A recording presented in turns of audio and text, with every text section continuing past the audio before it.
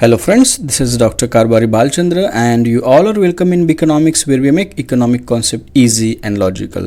आज हमारा topic of discussion है आइसोकॉन्ट कर्व। सबसे पहले हम समझेंगे आइसोकॉन्ट का मतलब। आइसो का मतलब होता है इक्वल और क्वांट का मतलब होता है क्वांटिटी या प्रोडक्ट। तो आइसोकॉन्ट कर्व का मतलब हो गया इक्वल प्रोडक्ट कर्व। तो इस इक्वल प्रोडक्ट कर्व को प्रोडक्ट इंडिफरेंस कर्व या कांस्टेंट प्रोडक्ट कर्व इस तरह से अलग अलग नाम से जाना जाता है। इस आइसोकॉन्ट कर्व का अगर हम लोग डेफिनेशन करते हैं तो डेफिनेशन इस तरह से बनेगा, isoquant is a curve which shows the different combination of to inputs that producing same level of output. इसका मतलब हमारे पास अगर दो इनपुट्स है तो दो इनपुट्स के अलग अलग कॉम्बिनेशंस बना के हम प्रोडक्शन लेवल सेम रख सकते हैं और यही आइसोकॉन्ट कर्व हमें एक्सप्लेन करता है। इस आइसोकॉन्ट पर हमें प्रोडक्शन के अलग अलग पॉसिबल कॉम्बिनेशंस मिलते हैं जहां पर हम अलग अलग फैक्टर कॉम्बिनेशन यूज कर सकते हैं लेकिन हमारा प्रोडक्शन सेम रहता है। इस आइसोकॉन्ट पर हमें दो इनपुट्स के अलग अलग infinite number of combinations available होते हैं जिसमें से किसी एक पॉसिबल कॉम्बिनेशन को हम सिलेक्ट करते हैं और हमारा प्रोडक्शन करते हैं। तो आइसोकॉन्ट को हम इस तरह से भी डिफाइन कर सकते हैं, isoquant is a contour line which trace the loci of equal outputs. इसका मतलब हमें जो infinite number of possible combinations मिल रहे हैं उन पॉसिबल कॉम्बिनेशन के पॉइंट्स को अगर हम एक दूसरे से ज्वाइन करते हैं तो ज्वाइन करने के बाद जो लाइन मिलेगा उसी लाइन को बोला जाता है आइसोकॉन्ट कर्व।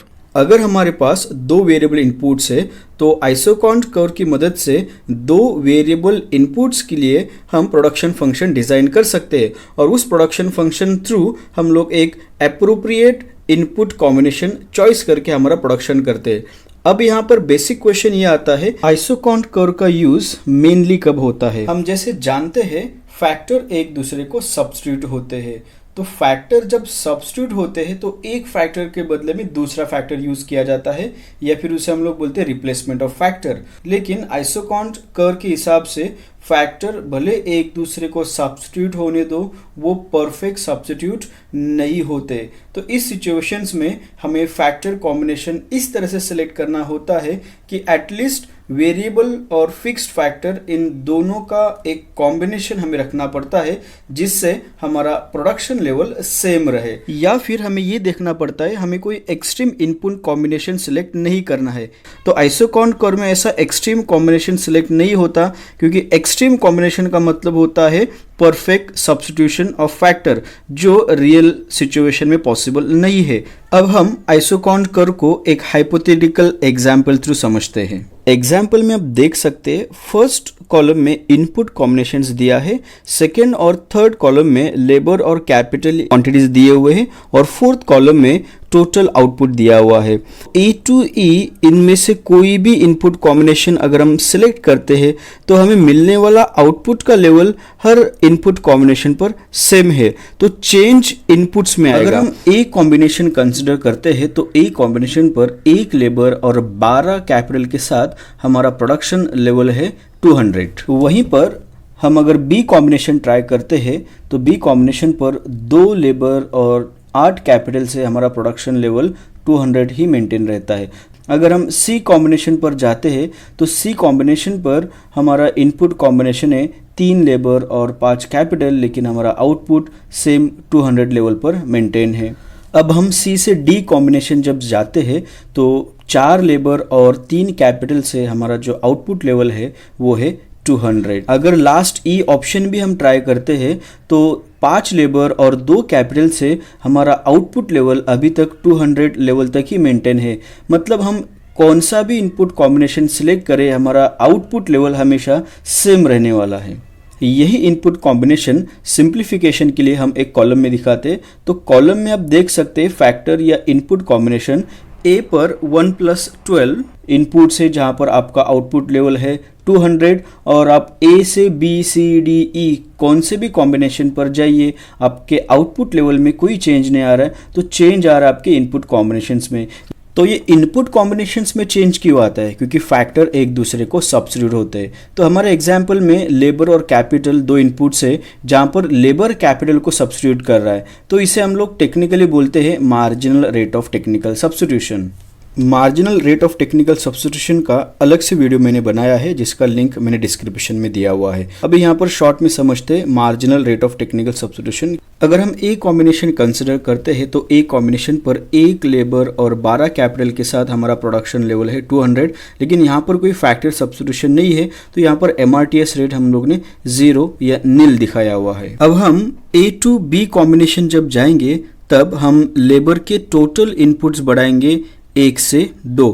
लेबर का 1 यूनिट बढ़ाया है इसीलिए हम कैपिटल के 4 यूनिट्स कम कर रहे हैं। इसका मतलब एक लेबर इनपुट क्वांटिटी बढ़ाने के लिए हम कैपिटल के 4 इनपुट क्वांटिटीज कम कर रहे जो है 1:4, और इसे ही हम बोलते हैं marginal rate of technical substitution. लेकिन इस फैक्टर रिप्लेसमेंट के बाद भी आउटपुट लेवल सेम है क्योंकि 4 कैपिटल के बदले में जो एक लेबर रिप्लेस किया जा रहा है उस एक लेबर का प्रोडक्टिविटी 4 कैपिटल के बराबर है, इसीलिए ए और बी इन दोनों इनपुट कॉम्बिनेशन पर आउटपुट लेवल सेम है। नेक्स्ट जब हम बी टू सी कॉम्बिनेशन जाते हैं तब हमारे लेबर इनपुट्स होते हैं 2 से 3। तो यहाँ पर लेबर का हमने एक इनपुट ऐड किया है, कैपिटल के 3 इनपुट्स वहाँ पर कम किए हैं, तो यहाँ पर marginal rate of technical substitution है 1:3। इसका मतलब एक लेबर के बदले में 3 कैपिटल हम कम कर रहे हैं, लेकिन हमारा आउटपुट लेवल कांस्टेंट है। जब हम C2D कॉम्बिनेशन यूज करते हैं तो टोटल लेबर्स है हमारे 4 जहाँ पर 1 यूनिट बढ़ाया है, और कैपिटल हो जाते 5 से 3 जहाँ पर 2 कैपिटल के क्वांटिटीज कम होते, तो यहाँ पर MRTS है 1:2। वहीं पर जब D2E कॉम्बिनेशन जाते हैं तो टोटल लेबर है 5 जहाँ पर 1 यूनिट एडिशन है और कैपिटल 3 से 2 हो जाते, इसका मतलब 1 कैपिटल कम किया तो MRTS है 1:1। तो यहाँ पर marginal rate of technical substitution declining rate से कम हो रहा है, वो है 1:4, 1:3, 1:2, 1:1। इस डिक्लाइनिंग MRTS का मतलब है जब प्रोड्यूसर कैपिटल को लेबर से सब्स्टिट्यूट करता है या रिप्लेस करता है तब प्रोड्यूसर कैपिटल के कुछ क्वांटिटीज प्रोडक्शन में रखना चाहता है, इसीलिए हर बार जब वो कैपिटल के नंबर्स कम कर रहा है 4, 3, 2, 1 तो ये डिक्लाइनिंग नंबर्स है।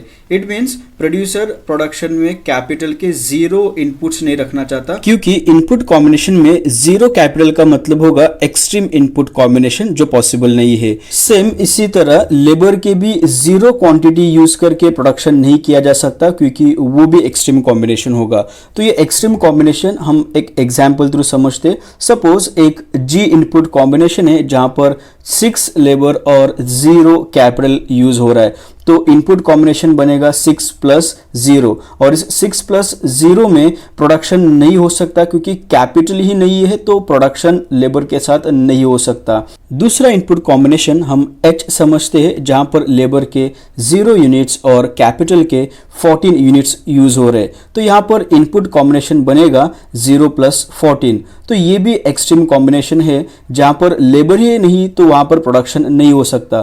तो इस तरह से G और H ये दोनों भी एक्सट्रीम कॉम्बिनेशन है जिनका प्रोडक्शन में यूज नहीं होगा, क्योंकि G और H ये दोनों एक्सट्रीम कॉम्बिनेशन का मतलब है परफेक्ट सब्स्टिट्यूशन, और फैक्टर एक दूसरे को परफेक्ट सब्स्टिट्यूट नहीं होते, इम्परफेक्ट सब्स्टिट्यूट होते, तो इसीलिए ये एक्सट्रीम कॉम्बिनेशन प्रोडक्शन के लिए सिलेक्ट नहीं होंगे। तो उसके बदले में A, B, C, D, E या फिर इन कॉम्बिनेशन के बीच में कोई भी इनपुट कॉम्बिनेशन प्रोड्यूसर सिलेक्ट कर सकता है, और इनपुट कॉम्बिनेशन में चेंज करने के बाद भी वो अपना आउटपुट लेवल सेम रख सकता है। क्योंकि फैक्टर एक दूसरे को इम्परफेक्ट सब्स्टिट्यूट्स होते हैं तो प्रोड्यूसर फैक्टर को इस तरह से इंटरचेंज करता है कि उसका लेवल ऑफ आउटपुट सेम रहे। यही एनालिसिस हम डायग्राम थ्रू समझते हैं।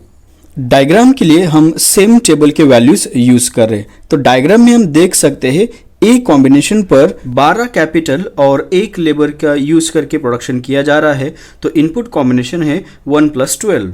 तो बी कॉम्बिनेशन पर 8 कैपिटल और 2 लेबर से प्रोडक्शन हो रहा है, तो इनपुट कॉम्बिनेशन है 2 + 8। सी कॉम्बिनेशन पर 5 कैपिटल और 3 लेबर से प्रोडक्शन हो रहा है, सो इनपुट कॉम्बिनेशन है 3 + 5। डी कॉम्बिनेशन पर 3 कैपिटल और 4 लेबर से प्रोडक्शन हो रहा है, तो इनपुट कॉम्बिनेशन है 4 + 3। और ई कॉम्बिनेशन पर 2 कैपिटल और 5 लेबर, तो इस तरह से इनपुट कॉम्बिनेशन है 5 + 2। तो यहाँ पर ये जो इनपुट कॉम्बिनेशन है सभी पर मिलने वाला प्रोडक्शन लेवल सेम है और वो प्रोडक्शन है 200। तो ये input combination A B C D E, ये कॉम्बिनेशंस अगर हम ज्वाइन करते हैं तो हमें एक कर्व मिलता है, जिस कर्व को हम लोग बोलते हैं आइसोकॉन्ट कर्व। और ये आइसोकॉन्ट कर्व का स्लोप डाउनवर्ड है जो कॉन्वेक्स है ओरिजिन। इस आइसोकॉन्ट कर्व का स्लोप नेगेटिव है क्योंकि marginal rate of technical substitution that is MRTS negative है। तो डायग्राम में हम MRTS समझते हैं। जब हम A to B कॉम्बिनेशन जाते हैं तब कैपिटल के 4 इनपुट्स कम कर रहे हैं और उसके बदले में एक लेबर का यूनिट बढ़ा रहे। इसका मतलब हमारा marginal rate of technical substitution है 1:4। वहीं पर जब B to C कॉम्बिनेशन जाते हैं तो 3 कैपिटल कम करते हैं और एक लेबर बढ़ाते हैं, तो MRTS है 1:3। जब C to D कॉम्बिनेशन जाते हैं तब 2 कैपिटल कम करते हैं और एक लेबर बढ़ाते हैं, तो MRTS है 1:2। और जब हम लोग D to E कॉम्बिनेशन जाते हैं तो कैपिटल कम करते हैं और एक लेबर बढ़ाते हैं, तो यहां पर हमारा MRTS है